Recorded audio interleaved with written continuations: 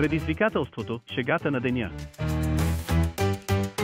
Имало едно време едно весело градче, наречено Смехоград. Там всички обичали да си разказват шеги. Хората в Смехоград били известни със своето чувство за хумор и всяка сутрин започвала със смях, благодарение на най-популярното събитие в града – предизвикателството, шегата на деня. Всяко дете в Смехоград очаквало с нетърпение предизвикателството, където един щастливец имал възможността да разкаже най-добрата шега и да разсмее всички. Победителят бил обявяван за крал или кралица на кикота за деня.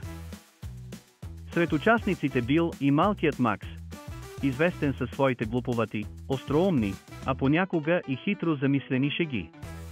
Една слънчева сутрин, когато градчето се събрало около сцената за смях, Макс знаел, че трябва да измисли нова, изключително забавна шега.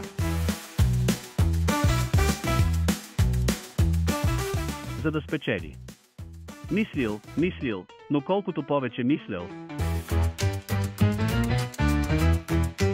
толкова поглупави ставали идеите му. Изведнъж, хоп, хрумнало му нещо. Той скочил на сцената с усмивка от ухо до ухо и обявил: имам върховната шега за днес.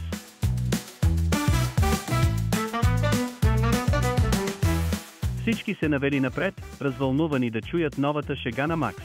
С намигване, той попитал: как се нарича мечка без зъби? Публиката се спогледала объркана. Не знаем. Как желирана мечка? Извикал Макс и всички избухнали в смях. Малките хихикания се превърнали в кикот, а после в неудържим смях от сърце.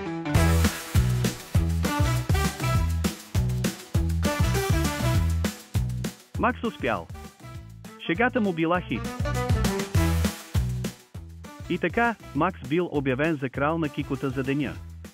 Но преди да слезе от сцената, решил да сподели още една шега, за радост на всички.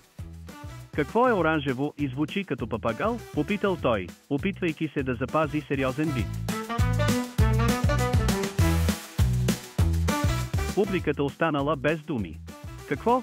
Извикали те. Морков. Изкикотил се Макс. Докато всички се смеели, кметът обявил, че шегата на Макс ще бъде шегата на деня и че на следващия ден той трябва да научи всички на тайните си за разказване на шеги.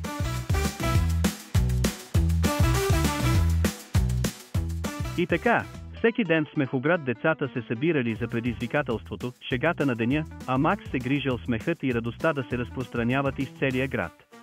Защото, както Макс винаги казвал: ден без смях е изгубен ден.